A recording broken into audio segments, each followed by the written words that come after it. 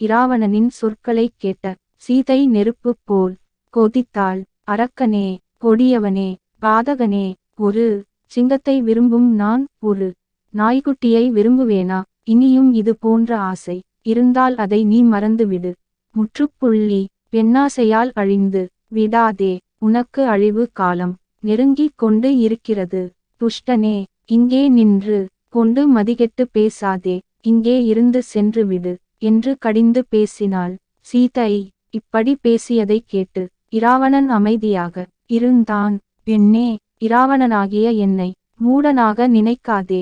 நீ என் ஆசைக்கு இணங்கவில்லை என்றால் நீ பிறந்த நகரையும் புகுந்த நகரையும் பொடி பொடியாக்குவேன். என்னை யார் என்று நினைத்தாய்? நான் வெள்ளி மலையை அள்ளியெடுத்தவன். நான் இந்த 3 உலகங்களையும் வென்றவன். நான் மிதிலாபுரிக்கும் அயோத்திக்கும் அரக்கர்களை அனுப்பியுள்ளேன். அயோத்தியில் பரதன் சத்ருக்கனையும் மிதிலையில் உன் தந்தை ஜனகனையும் கட்டி கொண்டு வருமாறு ஏவலாட்களை அனுப்பியுள்ளேன் என்றான். அப்பொழுது மகோதரன் மாயர் ஜனகனாக மாறிய மருத்தனை கை கால்களை கட்டி இழுத்து கொண்டு வந்தான்.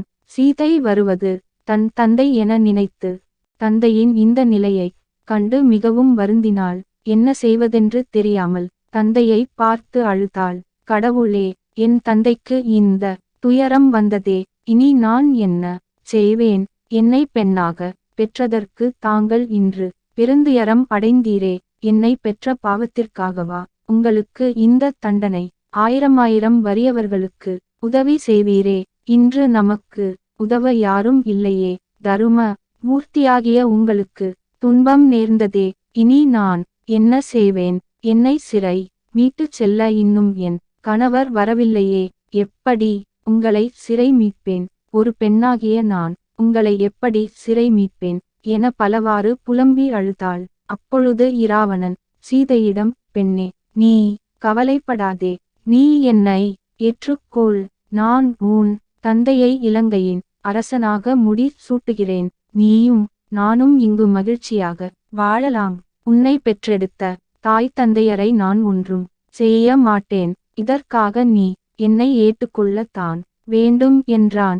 சீதை, ஒரு சிங்கத்தை விரும்பும் நான் ஒரு நாய்க்குட்டியுடன் வாழ்வேனா? என் கணவனின் அம்பிற்கு நீ அழிவது நிச்சயம்.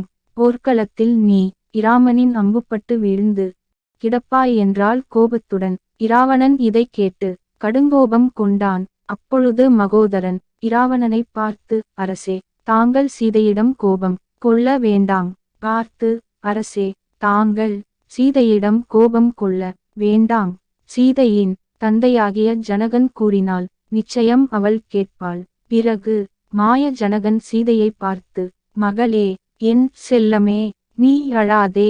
முற்றுப்புள்ளி. நீ இந்த இராவணனை அடைந்தால் நிச்சயம் உன் துன்பம் தீரும். உன்னால் பிற உயிர்கள் அழிவது நல்ல செயலா? உன்னால் நான் இன்று இறக்கும் தருவாயில் உள்ளேன். ஆதலால் நீ இராவணனை ஏற்றுக்கொள். இதனால் உன் துன்பமும் நீங்கும், எங்கள் துன்பமும் நீங்கும் என்றான். இதை கேட்ட சீதை பெரும் கோபம் கொண்டாள். இப்படி பேசுகின்ற நீ என் தந்தையா? இது மிதிலையின் அரசன் ஜனகர் பேசும் வார்த்தையா? தண்ணீர் பனிக்கட்டியாக மாறினாலும் மேருமலை கடலில் மிதந்தாலும் சீதை ஒரு போதும் இந்த இராவணனை ஏற்க மாட்டாள். விஷம் போன்ற இந்த வார்த்தைகளை பேசி தாங்கள் உங்கள் பெருமையை இழந்து விடாதீர்கள் என்றாள் சீற்றத்துடன். அப்பொழுது இராவணனின் தூதன் ஒருவன் அங்கு வந்து இராவணனின் காதில், போரில் உன் தம்பி கும்பகர்ணன் மாண்டு விட்டான் என்றும் இதனால் தேவர்களும் வானரங்களும் அங்கு பெரும் ஆரவாரம் செய்து கொண்டு இருக்கின்றனர் என்றும் கூறினான். கும்பகர்ணன் போரில் இறந்துவிட்ட செய்தியை அறிந்த இராவணன் மயங்கி விழுந்தான். முற்றுப்புள்ளி. மயக்கம் தெளிந்த அவன், இந்திரனை வென்ற என் அருமை தம்பியே, 1000 யானைகள் வந்தாலும் எதிர்த்து நிற்கும் வலிமை உடையவனே, உன் பிரிவை நான் எவ்வாறு தாங்குவேன்? உன்னை நம்பி இருந்த என்னை இப்படி நட்டாற்றில் விட்டு சென்று விட்டாயே. அந்த ராமன் இறந்து விட்டான் என்னும் செய்தியை கேட்டு மகிழ வேண்டிய நான், நீ இறந்து விட்டாய் என்னும் செய்தியை கேட்கும் நிலைமை வந்துவிட்டதே. பொன்னையும் பொருளையும் இழந்தால் மீட்டு விடலாம், உன்னை எப்படி மீட்பது? இனி அந்த வானரங்கள் உயிர் வாழ்வார்களே. என் தம்பியை கொன்ற அந்த இராமனையும் அவனுடன் இருக்கும் அந்த வானரங்களையும் உயிருடன் விடமாட்டேன் எனக் கூறி கோபங்கொண்டான். அப்போது அங்கு வந்த அமைச்சர்கள் இராவணனை அரண்மனைக்கு அழைத்துச் சென்றனர்.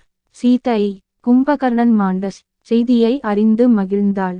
போகும்போது மகோதரன் மாய ஜனகனை பார்த்து இவனை சிறையில் அடையுங்கள் என்றான். அப்போது சீதை தந்தையை பார்த்த வண்ணம் வருந்திக் கொண்டு இருந்தாள். அப்போது திரிசடை சீதையிடம், தாயே, நீ வருந்த வேண்டாம். இங்கு உன் தந்தை போல் வந்தது மாய வேலையில் வல்லவனான மருத்தன். நீ இதனை நினைத்து கவலைப்பட வேண்டாம் என ஆறுதல் கூறினாள். இராவணன் கோபத்துடன் ஆலோசனை மண்டபத்தை அடைந்தான்.